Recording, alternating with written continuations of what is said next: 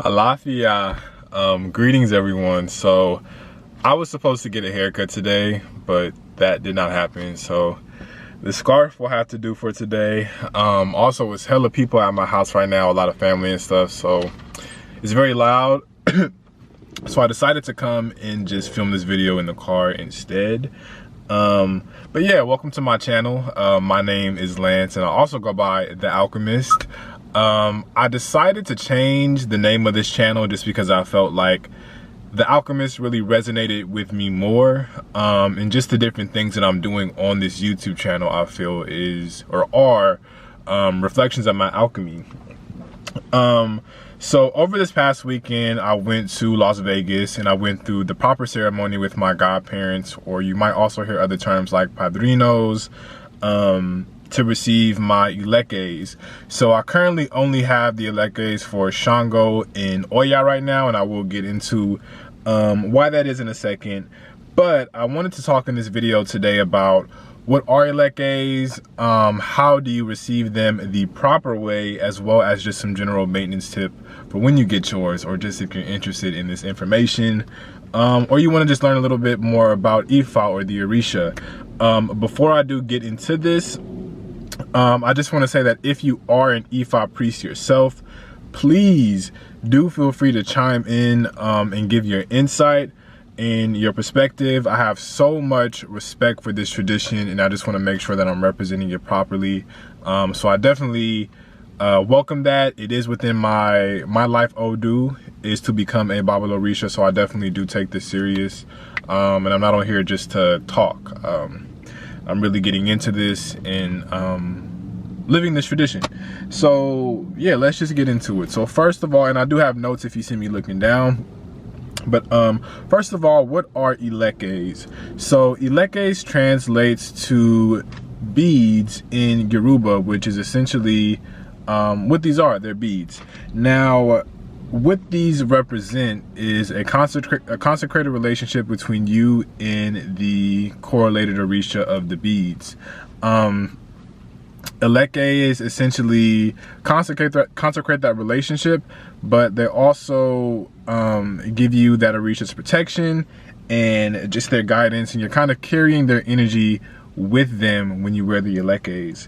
So Elekes are only to be worn for devotees of the Ifa religion, and those who have gone through the proper ceremony to receive them. And I will get into what that ceremony is and how it is that you go through it yourself. Buying Elekes online or at any botanica or store or anything like that, from my understanding, is considered to be very disrespectful. It's considered to be tacky, and you get none of the spiritual benefits and protections that come along with receiving your Elekes. So I just want to make that very clear. It is a privilege and an honor to receive these Elekes, and if you just buy them, they're nothing more than beads in a fashion statement. You know, they don't have the ashe, and it is considered offensive to people who are in the tradition. So I just really want people to be aware of that first and foremost. Another thing that I want to mention is that Ifa is hierarchical. So starting with your first level is your Leos. So these are people that are non-initiates to the Ifa faith. And so this includes both people who are non-initiated in the sense that they don't know anything about Ifa, maybe they've never even heard about it, and also people who are interested in the religion and maybe are studying it, but just haven't gone through any initiations, or haven't received their Elekes or anything like that. So once you go through the proper ceremony and you do receive your Elekes, you then become what's called an Aborisha, which is a devotee to the Ifa faith, and it just shows your devotion to the Orisha themselves. Now, not all Iles actually use the term Aborisha, and Ile, to explain what that is essentially your spiritual home or community within Ifa. So when you go through the proper ceremony to receive your Elekes, the people that you receive them from, those become your godparents, and you are under them, you're under their guidance, and you are a part of their Ile, their house. And so every Ile and house is really hot. Hold on, I gotta get some air. It's hot in LA, y'all.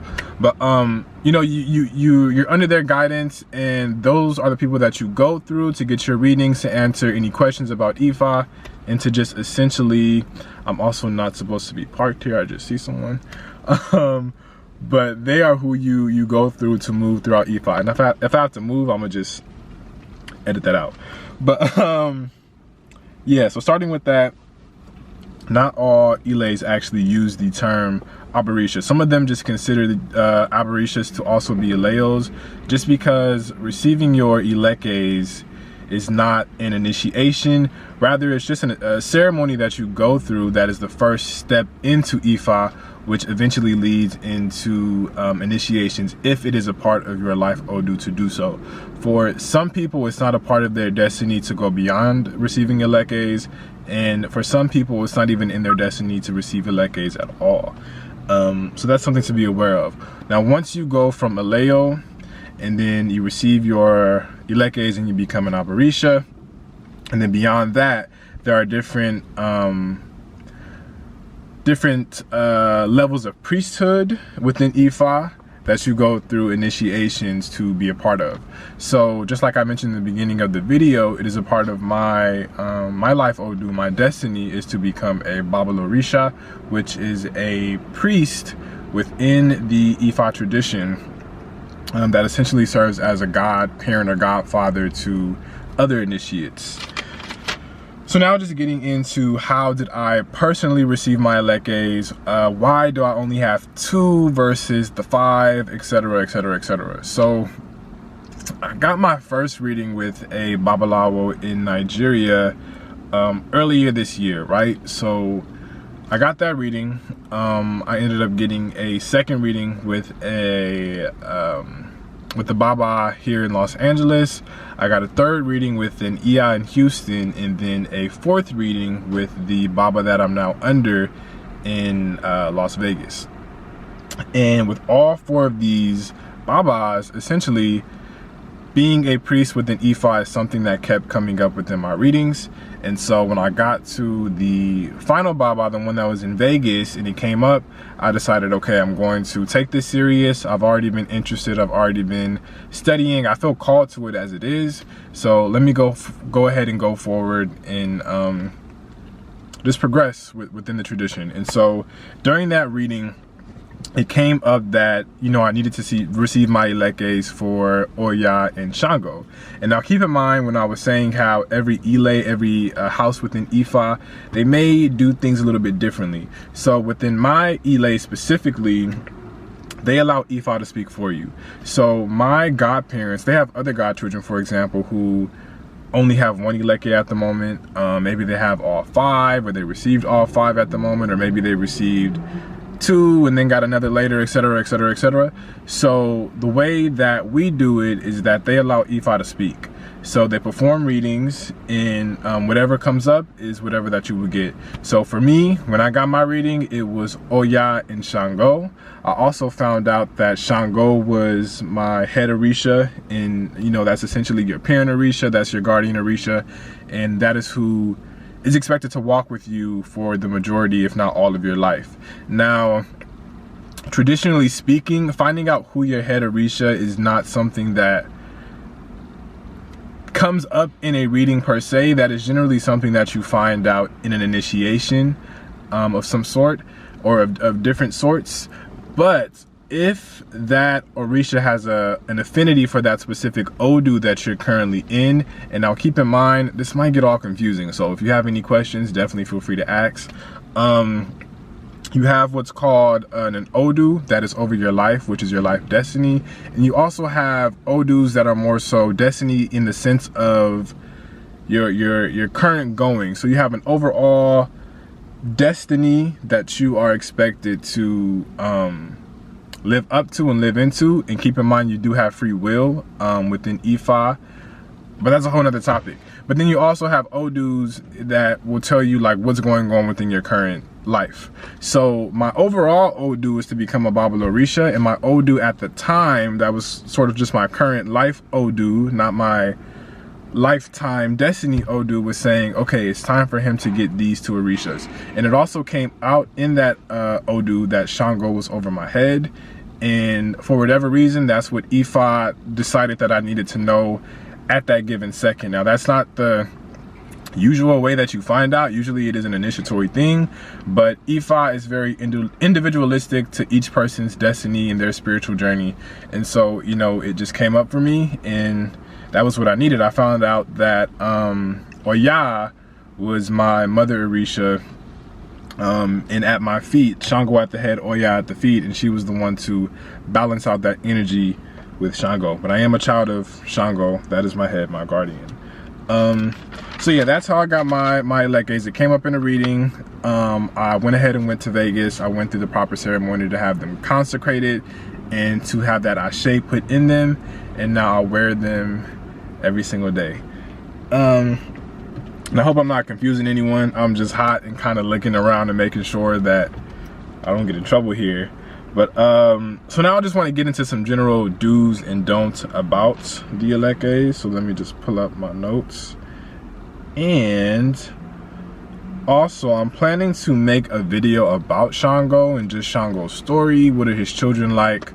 And potentially one about Oya as well. But if there's anything in this video that maybe you want me to expound on, or if you just have any questions, definitely feel free to let me know. So here are just some general tips with your Elekes and just some care for them. So first and foremost, when you are not wearing your Elekes and you want to be wearing them every day, it's up to you whether or not you want to have them tucked in or tucked out. Every Ele is different. My godmother specifically told me that, I mean, it really is a personal preference, but she recommended that I keep them tucked in just to prevent them from being touched from anyone. And that is actually one of the don'ts. So your Elekes are for you. You don't want anyone to touch them at all. And if you do have someone touch them or you happen to drop them on the ground, that is considered disrespectful to the Orisha. And so if at any point you're ever wearing them and maybe they feel uncomfortable or they feel itchy, go to your godparents so that so that they can go through the forgive me so that they can go through the proper steps to get them refreshed for you. But yeah, generally you want to be showered before you put them on.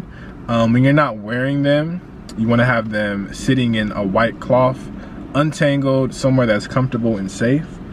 I've seen before that you're supposed to put them on in order of how you receive them, with your head Orisha being last. But again, that's also something that seems to vary from Ele to Ele. What I specifically like to do when I put mine on and I take them off, I like to give them a kiss. And that is because, when you're wearing these, you're essentially kind of making a pledge to do better and present yourself better. So you have the Orisha with you. They're going to want the best and they're going to want to be respected. So just keep that in mind. So things like cursing, you may want to be mindful of. I know I did say hella in the beginning of this video, but I mean, something like you have your Elekes on and someone cuts you off and you start cursing them out, not really something that you want to do. You definitely do not want to be partying with these on. You don't want to be drinking, having any sex of any kind with them on. Just take them off if that's what you're planning to do. You don't want to shower with them or get them wet. No sleeping. And on to the getting wet, my godmother told me that you can like dip them in the ocean if you want to, though, but there's really no need to do that. But she said that is okay. But no showering, no sleeping with them. You don't want to get them tangled. You don't want to be nude in front of them. And you also, again, you don't want anyone to touch them, with the exception being babies and small children, just because of the intention and energy that's there. It's not going to mess up anything. But yeah, so that's really all my tips. Again, I know I might have been a little stuttered, a little bit all over. I'm just trying to get more comfortable with speaking about some of these things. I've been really private about a lot of my different spiritual practices, but I know that there are other people that are in Ifa and that are interested in Ifa and I definitely want to connect with them, so that's why I'm putting this out there. And like I said, it is a part of my personal destiny is to be a priest within Ifa. So this is a way of me just stepping into that and yeah, just moving towards that and getting more comfortable. So thank you for watching. Again, if you have any questions, let me know, and I look forward to seeing you at the next video. Bye.